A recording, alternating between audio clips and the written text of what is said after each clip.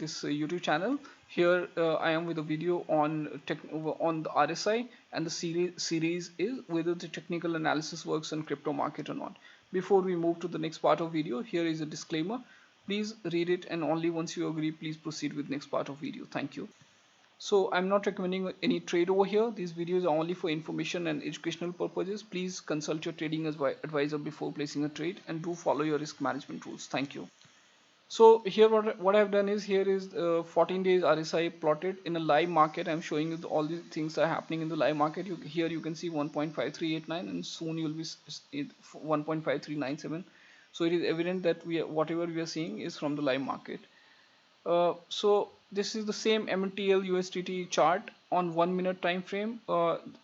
I just finished recording a video on moving averages, and I'm continuing the same on RSI.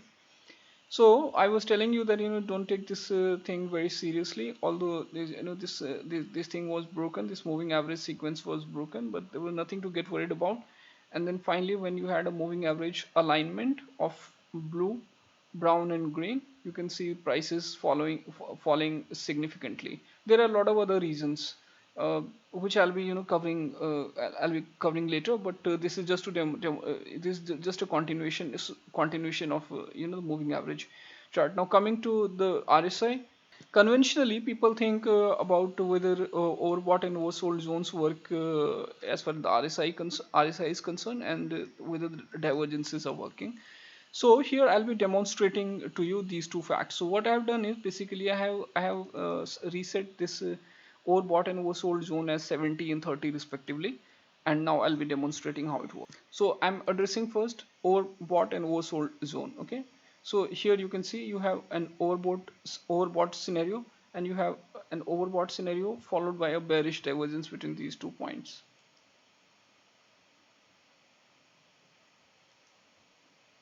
Okay, here you have bearish divergence. Here you have an oversold scenario with bullish divergence.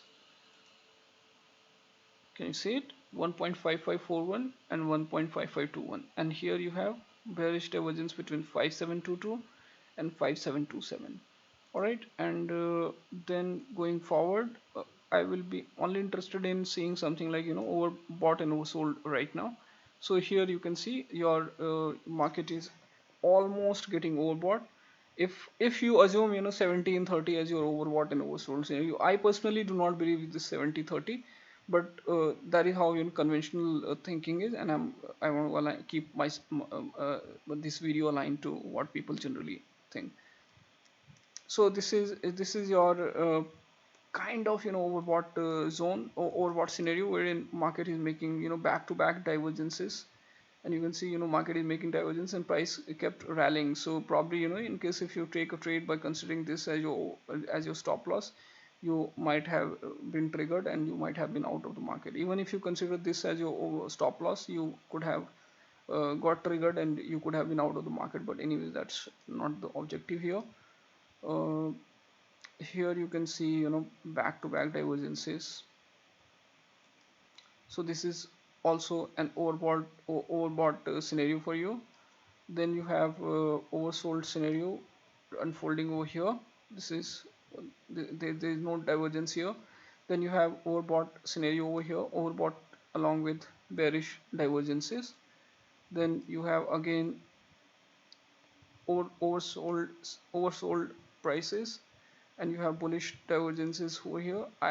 My eyes are probably accustomed to spotting bullish and bearish divergences, so without looking into the numbers also I'm plotting those, but I'll just show you 1.5258 and 1.5251. This is a bullish divergence, clear bullish divergence.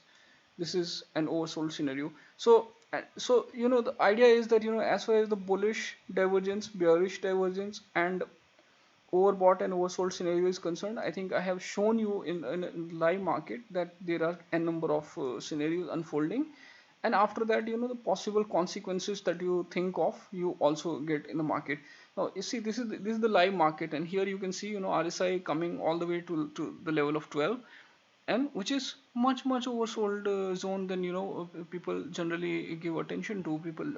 People are generally concerned about 30, but I keep mentioning that you may see market going all the way to 5 also. So friends, I'll conclude this video by summarizing that as far as the relative strength index is concerned, the conventional expectation of whether the overbought and oversold zones work or not do work in the crypto market as well.